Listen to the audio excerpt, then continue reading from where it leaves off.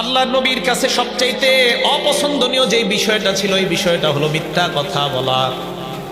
কেউ যদি মিথ্যা কথা বলতেন, আম্মা জান আয়েশা বলেন, মা জালা ইয়াসিরু ফি নাফসিহি, আল্লাহর নবীর দিলে সবসময় এটা থাকতো। খানা খায়, মনটা খারাপ, কি আপনার? কই লোকটা আমার সাথে মিথ্যা কথা কইল, নামাজে যায় মনটা খারাপ, কি আপনার? পাহাড়ের লোকটা আমার সাথে মিথ্যা কথা বললো, আমি ভুলতেই পারতেছি না, এই মানুষ আমার সাথে মিথ্যা বললো কেন? ভাইও কথাগুলো মন দেন। নবীজি কি বলে দেখেন, খায় মেজাজ খারাপ, মন খারাপ, নামাজে যায় মন খারাপ, সাহাবাদের সামনে মন খারাপ, হুজুর আপনার কি হয়েছে?